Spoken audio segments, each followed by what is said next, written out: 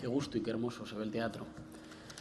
Muchas gracias, gracias a los organizadores del foro, por la invitación. Gracias al Ministerio de Cultura, gracias a la Argentina por recoger el testigo de estos foros que son verdaderos arsenales de ideas en el momento en el que más falta hacen. Gracias a quienes me acompañan en la mesa, que tengo el orgullo no solo de decir que son referentes, sino de que son compañeros. Gracias también a todos los asistentes, a todos los militantes, a todos los compañeros. Gracias y un saludo particular a quienes nos están viendo desde streaming, también desde España. Por primera vez venimos a cabeza alta a decir que nosotros no nos resignamos.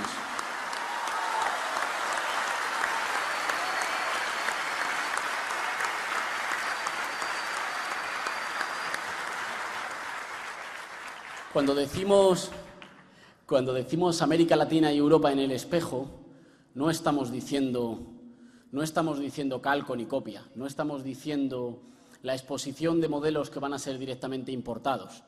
Estamos diciendo por primera vez, y eso es un fenómeno sí nítidamente revolucionario, la posibilidad de diálogo, la posibilidad de venir al sur, aquellos que también somos del sur, de un trozo de sur en el norte, de venir al sur no a poner etiquetas, sino a discutir, a dialogar y a intercambiar experiencias. Podemos no habría sido posible sin el inmenso arsenal de conceptos, de análisis, de pensamiento y de coraje que lleva 15 años demostrando América Latina.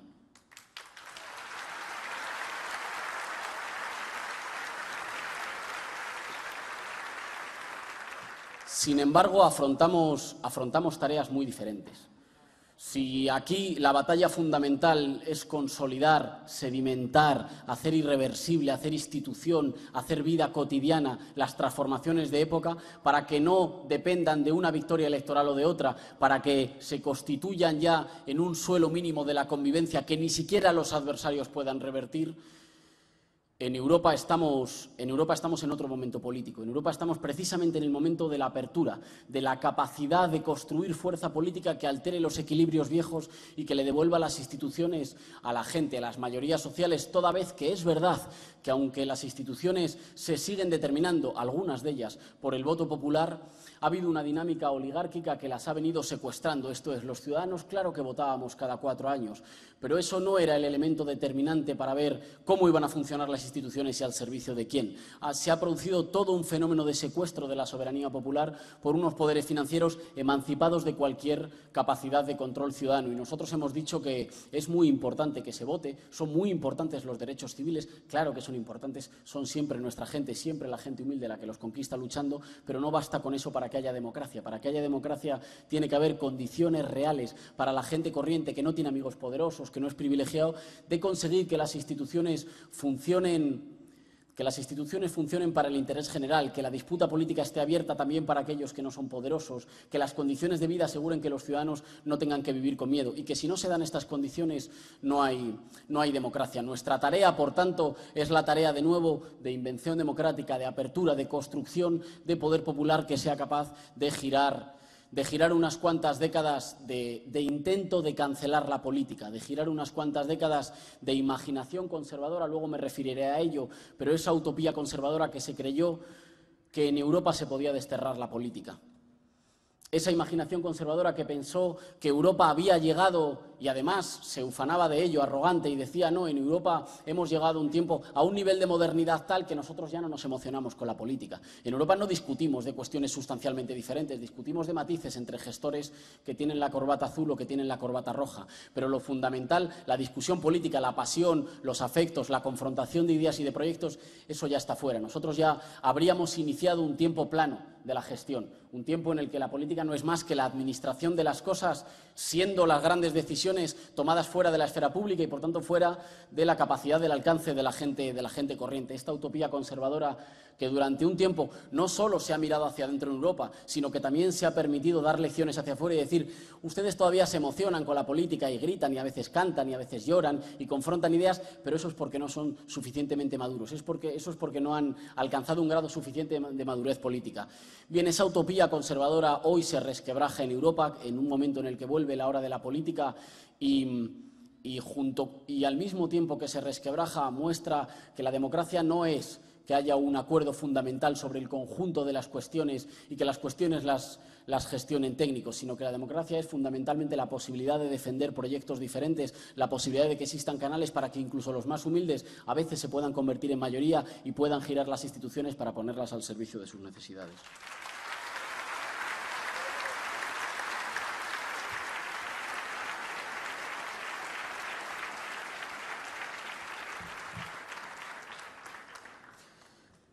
Yo quiero contarles y yo quiero compartir con ustedes, si acaso como un agradecimiento por todo el calor que estamos recibiendo estos días, pero también como una manifestación de afecto y de cariño de los muchos, de los miles y miles que en España ya no se resignan. Yo quiero compartir una parte de la situación política en España en un momento decisivo para nuestra historia, que creemos que es también decisivo para Europa.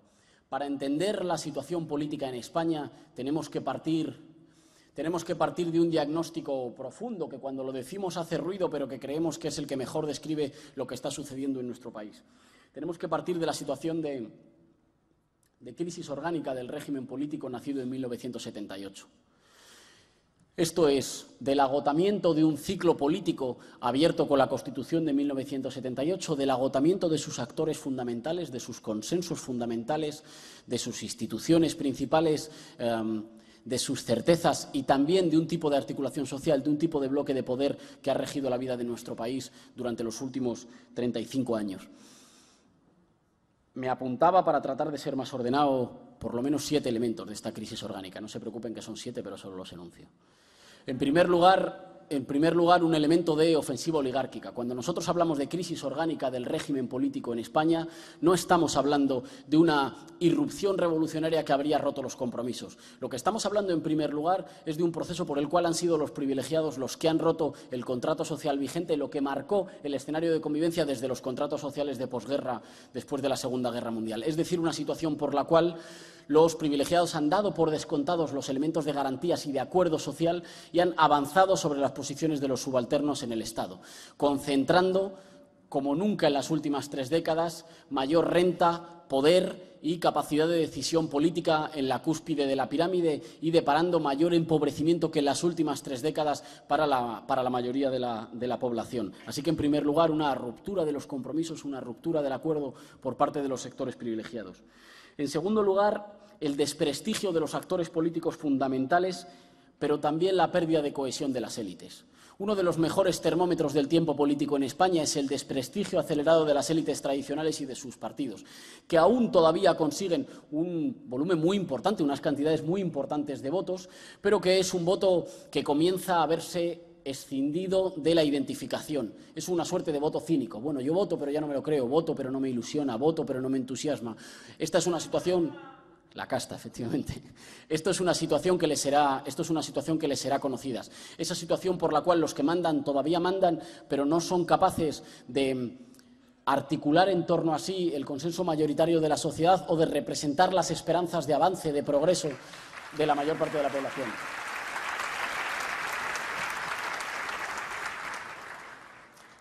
Pero también, y es muy importante, la pérdida de cohesión de las élites. Las élites en España desde hace algunos años han dejado de comportarse como un cuerpo homogéneo y han empezado a vivir un proceso de descomposición y de desagregación, casi de comportamiento corporativo egoísta, de sálvese quien pueda, como si hubieran empezado a percibir que efectivamente hay un ciclo político que se cierra y que lo que hay que hacer es acelerar el uso patrimonial de las instituciones, acelerar el qué puedo llevarme yo durante el tiempo que esté en el servicio público. Pero eso también impide a los sectores dominantes articular planes de largo plazo, les impide pensar estratégicamente, les impide lanzar proyectos de medio o de largo recorrido, toda vez que están atrapados en una suerte de desagregación corporativa. En tercer lugar, la propia crisis de las instituciones y del Estado de Derecho. Estamos viendo en España una situación por la cual una buena parte de los representantes políticos tienen cada vez más problemas con el normal funcionamiento del Estado de Derecho y por la cual hay instituciones tradicionalmente conservadoras y afectas al bloque dominante que solo el hecho de hacer normalmente su trabajo les coloca frente a una buena parte de los entramados mafiosos que durante un que durante este ciclo político engrasaron y pusieron en conexión el sistema de partidos y el sistema económico. Para una buena parte de las instituciones, de los servidores públicos en España, solo el hecho de desarrollar normalmente su trabajo les coloca objetivamente enfrente de un conjunto de tramas mafiosas que durante mucho tiempo le regalaron o le entregaron lo público a manos privadas. En cuarto lugar, la crisis de un modelo de desarrollo. La crisis de un modelo de desarrollo que con las turbulencias financieras se ha mostrado extraordinariamente débil. La crisis de un modelo de desarrollo que expulsa a sus mejores jóvenes o a sus jóvenes más formados porque no tiene producción de alto valor añadido en España, pero que acepta servilmente, casi felizmente, un papel de periferia europea de servicios de bajo valor añadido, de poca economía del conocimiento, de la construcción de las actividades especulativas, de las actividades turísticas, compitiendo en una suerte de espiral nefasta, compitiendo por abajo, no intentando competir por arriba, sino compitiendo en devaluación salarial, en devaluación de derechos, en menos costes de garantías sociales, de servicios públicos. La crisis de este modelo de desarrollo que se manifiesta fundamentalmente en que para los planes de los poderosos ahora mismo sobra un tercio del país en España. Tenemos un gobierno que ahora se está ufanando de que los datos comienzan a funcionar y que empieza a haber una cierta recuperación económica. Nosotros sabemos que eso no es así, que cuando dice que España se financia más barato tiene que ver fundamentalmente con la caída de los precios del petróleo y con una política de expansión monetaria del Banco Central que es exactamente todo lo contrario de lo que la austeridad recomendaba. Y también que cuando dicen que creamos empleo, lo que dicen es que se han devaluado tanto las condiciones laborales que donde había un empleo de 900 euros, hoy hay 2 empleos de 450 euros, que es todo el misterio del milagro de la recuperación española, pero fundamentalmente un modelo al que le sobra un tercio de la población y al otro tercio le dice te vas a tener que esperar, es posible que a tu generación le haya tocado ser una generación perdida. En quinto lugar, la crisis de las promesas de certidumbre y de ascenso social, y esto es muy importante en términos políticos en España. La crisis de la promesa o la quiebra de esta idea por la cual cada generación, desde hace 2 en España, vivía mejor que la anterior y, por tanto, la pérdida muy importante para el caso de los sectores medios, de esa certidumbre por la cual la obediencia con el conjunto de normas y de itinerario, de trayectoria que había que seguir era recompensada con el ascenso social individual. En el momento en el que eso se ha quebrado, la oligarquía se ha visto en crecientes dificultades para articular en torno a sí a una serie de sectores sociales que no jugaban un rol protagónico, pero que eran centrales en el mantenimiento del viejo bloque de poder y que hoy encuentran muchas menos razones para su lealtad al orden existente.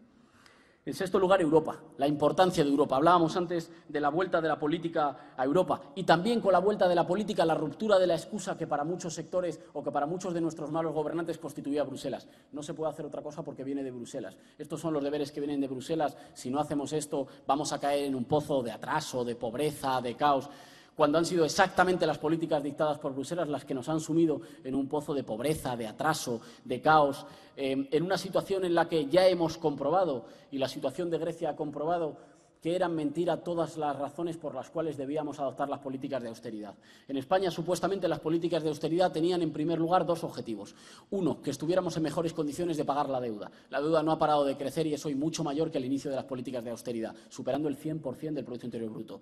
2, que estuviéramos en condiciones de crear empleo. Lo que hemos hecho ha sido una masiva destrucción de empleo y de horas trabajadas, expulsando una buena parte de nuestra población y repartiendo la miseria y colocando a España en una situación de ser un país más desigual, pero también con muchas más dificultades para crecer, para producir un futuro digno. Y ahí la esperanza, la situación griega ha sido una situación que ha demostrado hasta qué punto no era solo que las políticas fueran injustas, era también que las políticas eran ineficaces. Hemos visto al conjunto de los poderes europeos ponerse muy nerviosos con respecto a la situación política en Grecia, con respecto a la posibilidad de cambio político en Grecia. Creo que la situación política en Grecia demuestra al menos 2 cuestiones. Demuestra, en primer lugar, que hay un colapso institucional. A nosotros nos preguntan muy a menudo si nosotros somos euroescépticos o si nosotros estamos contra la idea de Europa. Y decimos que quien ha llevado el proyecto de integración europea a la catástrofe y al colapso han sido unas élites financieras que han secuestrado, han sido los lobbies que han secuestrado la soberanía popular.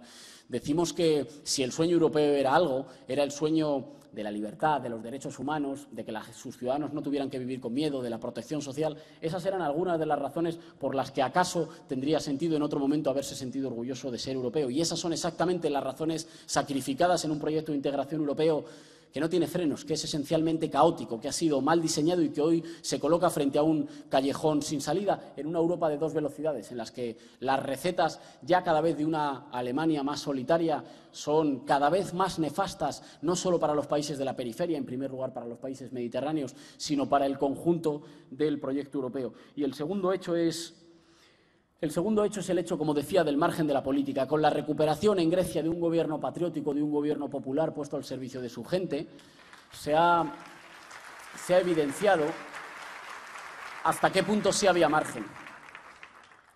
Nuestro presidente, el presidente Rajoy, acudió a Grecia, acudió a Atenas a hacer campaña por Samarás, consiguiendo que Samarás fuera derrotado. Y acudió a hacer campaña por Samarás porque era consciente o porque quería representar de cara a los españoles que la primera batalla política de cara a las elecciones generales en España se libraba en Atenas. Llevaba mucho tiempo diciéndonos que nosotros no éramos Grecia y nosotros decíamos, cuidado que las políticas aplicadas en Grecia conducen a Grecia.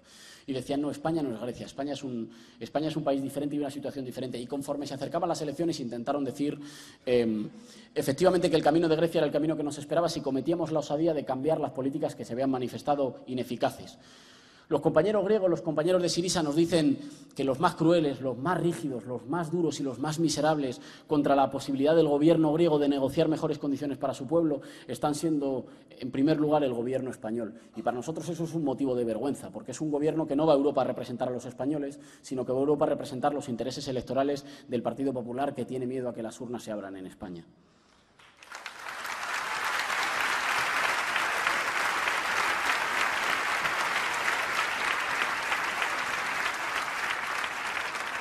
Pero en último lugar también, para entender la crisis orgánica en España, hay que entender, y se decía antes en la presentación, el ciclo de protestas, el magnífico ciclo de protestas, de movilización colectiva, de recuperación de la política por la gente corriente, abierto por el movimiento 15 de mayo. Este ciclo de protestas se encontró con un Estado sólido. Y hay que reseñar este dato claramente y subrayarlo. En España hay una crisis de régimen político, no hay una crisis de Estado. No va a quebrar el monopolio de la violencia, no va a quebrar la ordenación del territorio, la prestación de los servicios esenciales. No vamos a ver presidentes huyendo de la Casa de Gobierno en helicóptero. En España hay una crisis de régimen. En España hay una crisis de régimen, pero no hay una crisis de Estado. ¿Y eso qué hizo? Eso hizo que la acumulación de protestas no fuera suficiente. Eso no significa que no fueran útiles, significa que no fueron suficientes.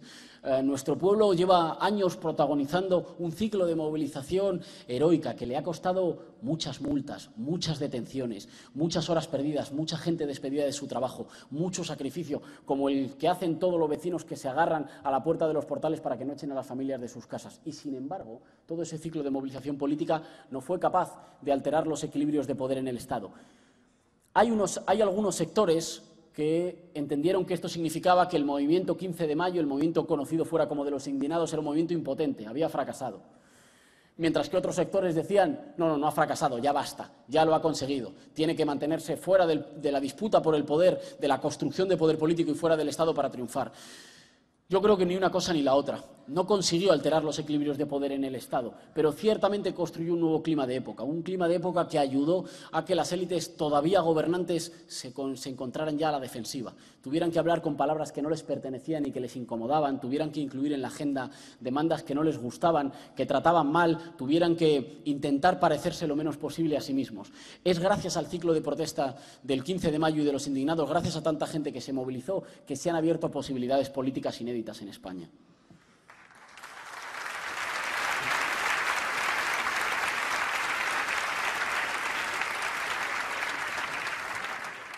¿Y cuál es la situación política ahora? La situación política ahora es la de una posibilidad de cambio inédita en muchos años de nuestra historia. Una posibilidad de cambio marcada en primer lugar por un hito fundamentalmente cualitativo. El hito es que después de un ciclo largo de enfados, de descontento, de tristeza o incluso de protestas que salían a protestar de forma fragmentada, sin un lenguaje común, sin símbolos comunes, sin referentes comunes, sin un horizonte común, sin un nosotros que las agrupara, hoy estamos en condiciones en las que podemos decir que hay Es un trabajo en marcha, es una tarea en marcha, pero hay condiciones claramente para que lo que antes eran descontentos fragmentados hoy sean una voluntad colectiva, una voluntad popular nueva. Esto es, que las razones de los que llevan mucho tiempo resignados, mucho tiempo soportando políticas injustas, ineficaces, se pueden convertir en las razones de su tiempo, se pueden convertir en las razones de una época diferente.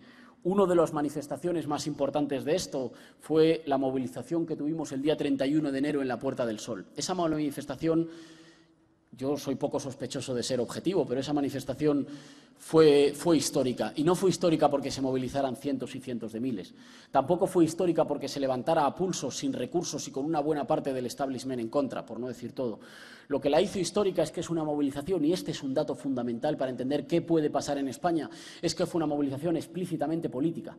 Veníamos de muchos años de movilizaciones en negativo, de movilizaciones que decían no a algo, que se negaban, que intentaban revertir ataques, privatización de los hospitales, desahucios de las familias, ataque a la escuela pública, ataque a los derechos laborales. Veníamos mucho tiempo de manifestaciones que decían que no, de manifestaciones que se quejaban. Y lanzamos una movilización que era muy distinta y nos preguntaban muy a menudo los periodistas, pero esta manifestación, si ustedes, ¿cuáles son las reivindicaciones de esta manifestación? ¿De qué se quejan? ¿Qué piden? Y decíamos, seguramente lo más importante de nuestro tiempo es que tenemos una manifestación que esta vez no pide nada.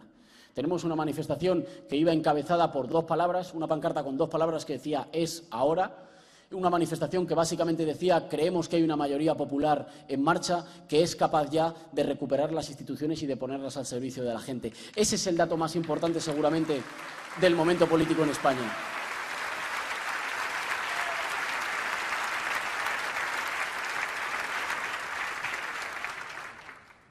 En este año nosotros tenemos muchas disputas electorales, que creemos que son el centro de la disputa política. No creemos que siempre sea así, no creemos que siempre lo electoral sea el centro de la política. Creemos que en esta fase concreta, en este momento político acelerado y extraordinariamente intenso en España, en el que en semanas sucede lo que antes sucedía en años, lo electoral es, durante este ciclo corto, un terreno de confrontación y de disputa democrática fundamental, central. Un terreno en el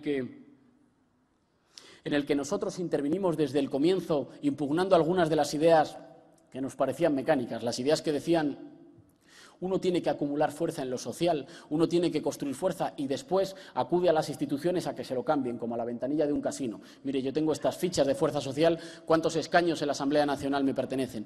Nosotros lanzamos una iniciativa electoral que no tenía demasiada base social previa.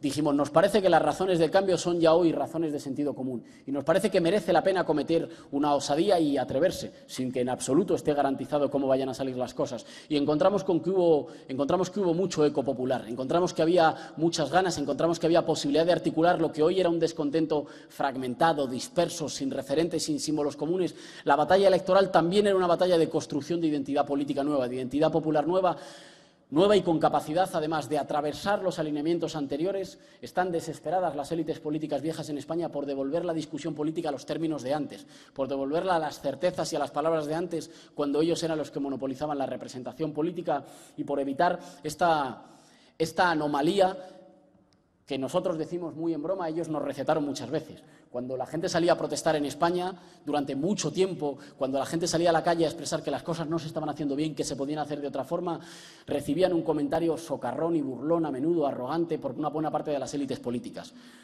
Bueno, es que al fin y al cabo protestar es muy fácil. Otra cosa es creen una fuerza política y preséntense a las elecciones. Y nosotros decimos que les agradecemos el consejo, porque hoy estamos en condiciones de recuperar nuestro país precisamente gracias al consejo. Y 2 apuntes más. Por una parte, creemos que en el momento histórico que atravesamos, el juego completo de las élites es un juego de intentar contener, limitar el espíritu de cambio del momento, limitar las transformaciones en marcha e intentar que el 2015 sea un mal sueño.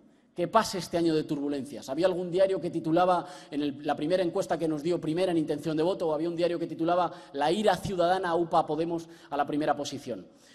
Con un intento, por una parte, de minusvalorar a los votantes que votan por el cambio, que deben ser menos racionales que los que votan por el mantenimiento de lo de siempre, pero también como un intento una suerte de creencia de que tapándose los ojos y tapándose los oídos este año habrá sido un mal sueño. Aguantemos 2015, contengamos, mantengamos los equilibrios viejos, que esto pasará. Y por el contrario, las tareas de quienes trabajamos por el cambio tienen que ser tareas de expandir la articulación, de reducir y de enfrentar la campaña de miedo con la que las élites nos están enfrentando. Tenemos un momento crucial en el que, en ausencia de mayor capacidad de seducir, el arma fundamental de lo viejo, de los actores políticos viejos, de quienes hasta ayer monopolizaban el poder, es una inmensa y masiva campaña de miedo para que los ciudadanos le tengan más miedo al cambio político que al mantenimiento de lo que existe. Y es nuestra tarea y nuestra responsabilidad, y nunca la haríamos de no tener mucho tejido, mucha gente enraizada en el territorio, enfrentar esa campaña de miedo y demostrar que todas y que las mejores conquistas de la gente humilde han nacido cuando han dejado de tener miedo y cuando han decidido en función de sus propios intereses. En esa situación nosotros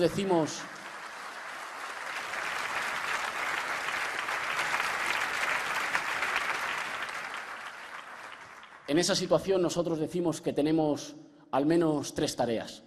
Tenemos, en primer lugar, la tarea de librar las disputas electorales de forma tal que nada pueda volver a ser lo mismo, que los equilibrios viejos no se puedan reeditar, que la representación política del cambio de las instituciones en España sea lo suficientemente fuerte como para evitar cualquier intento de restauración conservadora, que, concediendo una parte menor de las reivindicaciones hoy más sentidas como necesarias por nuestro pueblo, intente salvaguardar o blindar los poderes de lo viejo. En primer lugar, la tarea de conquistar una fuerza política que entre en las instituciones con la fuerza suficiente como para evitar la reversión a lo viejo, como para evitar que los equilibrios viejos crean que se puede dar marcha atrás en los últimos 2 años en la historia de nuestro país, condenándonos también a una década entera de renuncias, a una década de miedo, a una década de desposesión, a una década de arbitrariedad de los privilegiados.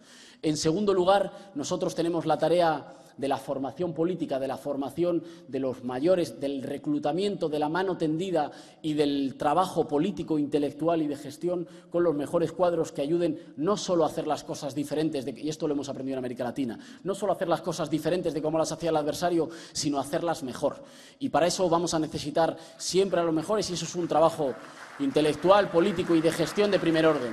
Y en tercer lugar, el trabajo de construir un pueblo que esté en condiciones de reclamar su soberanía, que esté en condiciones de reclamar que el país real no pueden ser aquellos que tienen las cuentas corrientes en Suiza, sino que es su gente, que son sus familias, que el país de verdad es nuestra gente y que nos empuje, nos acompañe y tensione empujando el horizonte de lo posible más allá de lo que dicen quienes hasta ayer vendían resignación y hoy solo pueden vender miedo. Muchas gracias, compañeras y compañeros. Sí se puede.